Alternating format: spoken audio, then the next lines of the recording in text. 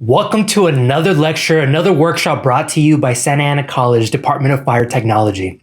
Now, we put this great lecture together for you guys, and we've named this workshop Lower Body Progressions and Regressions. Now, I'm going to give you a lot of context at the very beginning, so that the progressions and the regressions make a lot more sense to you. But if you would like to skip ahead, we put timestamps in the description below for you to navigate directly to the part that you're interested in. We said that we're going to be discussing lower body progressions and regressions, right? So when we think of a lower body exercise, the first exercise that comes to mind is a squat, right? Squats are usually considered the king of lower body exercises, and rightfully so. But you guys are firefighters. And this is where I made my first mistake. When I first began working with you guys, I'm not from the fire service. I don't have a background as a firefighter. I don't understand what it's like to be one of you. But I thought if I could just get you guys to squat heavier with perfect form, then I've accomplished my goal. The reality is, how often are you in this perfectly squared position with your feet shoulder width apart, ready to deadlift a patient or a piece of equipment off the ground? I learned this when I was first hosting one of my first workshops a couple years back, and one of the firefighters, he called me out and he says, "We never get into this perfect setup when we're gonna lift up a patient or a piece of equipment." He said that we just responded to a call yesterday, a call like many others where they had to respond and go into the patient's home where they were stuck in a bathtub. And him and his crew, they had to go into the bathroom and they had to surround the patient in the bathtub. And one of the crew members, their foot was up on the bathtub while the other one's was up on the toilet, and they were reaching out in front of them from a distance, trying to all work together to lift this patient out from the bathtub. And they said they had to do this just because it's the nature of the call, it's the nature of the job. And that's when I realized that as a firefighter, you need a very unique set of strength qualities that would allow you to be strong, favoring one foot or the other. Develop the single leg balance and stability you need, qualities that will help you build resilience from injury. And that's really what it comes down to. How can you exercise in a way that will help you perform your job with more efficiency while lowering the risk of injury? And that's where this workshop comes in. We wanted to provide a workshop where we can help you build those qualities of single leg strength, balance, and stability, while acknowledging the fact that all of you have a wide array of fitness levels. Some of you enjoy weightlifting and stick to the basics, which is great. And others love challenging yourself with more technique-focused exercises. And that's exactly what we're going to do. We're going to take a simple exercise, a lunge, and teach you how to scale it up or scale it down. Essentially, I'm describing here as a spectrum. Regardless of which variation you choose to start with, it will help you build single leg strength, balance, and stability you need to perform your job with efficiency while lowering the risk of injury. Before we start, there's a few rule of thumbs that I want you to keep in mind. And as we progress through this, if you keep these in mind, you'll be able to navigate exactly how to make these exercises easier or harder depending on your skill level. So rule of thumb number 1, static is easier than dynamic. This one is simple, but important nonetheless. A static lunge, also known as a split squat, will be much easier than a dynamic lunge, a forward, a reverse lunge, a lateral, or a curtsy variation. And when choosing a dynamic variation of the lunge, I want you guys to be cautious with the forward or the curtsy variation, because it does put decelerative forces on your knees that if you do have knee problems, it could cause some pain and or irritation. Rule of thumb number 2, the closer the weight is to the ground, the easier it would be. This has to do with lowering your center of gravity, but without getting into specifics, the exercise is easier when the weight is loaded like this in what we call a suitcase carry versus loaded in the front rack position.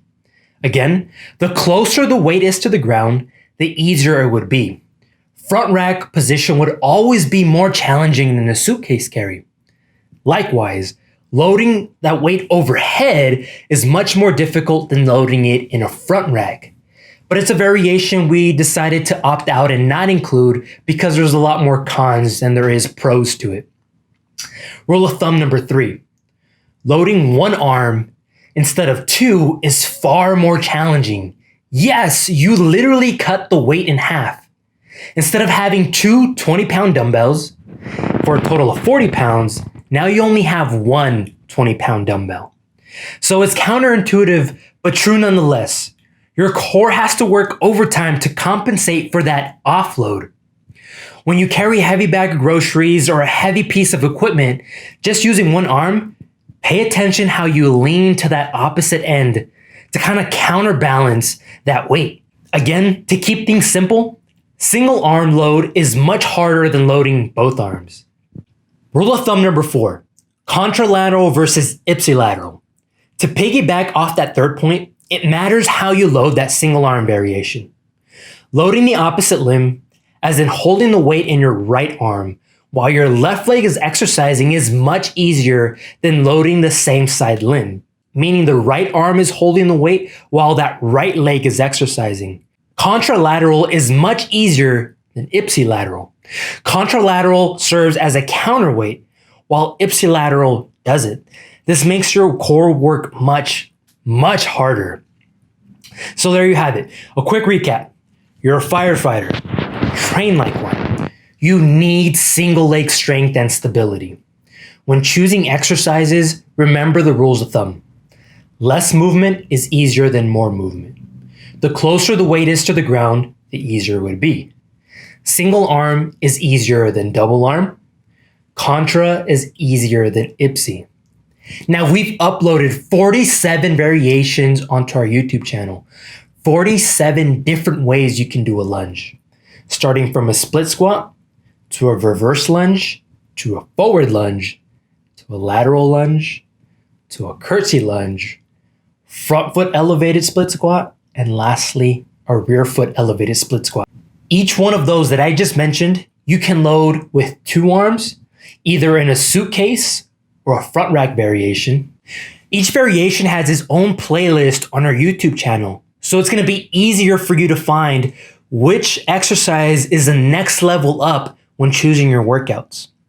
Or you can load it with one arm in either that contralateral or ipsilateral variation. Now, it can be overwhelming, but we put together a simple 4-week program where you can start with a simple split squat and choose how quickly or slowly you want to progress from there. That will be forwarded to you via email, but you'll also be able to find that program on our new Smartabase digital platform, which is a huge project that we're excited to have you be a part of. But we'll talk specifics on that on a different occasion. As for now, let's begin by walking you through your first exercise of your new 4-week program. Each week, the exercise variation will become more challenging by either adding a dynamic step such as a reverse or a lateral lunge, or by changing the load from a suitcase to a front rack position. The sets and reps have already been outlined for you. All that you would have to decide on is how heavy of a weight you would like to exercise with. Let's begin by walking you through the variation you will perform during week 1. Week 1 calls for a simple split squat, so choose a weight that you can perform a set of 10 to 12 reps with.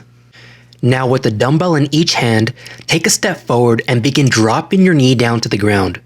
As you descend, focus on keeping your hips forward as if you were pushing your belt buckle towards a wall in front of you.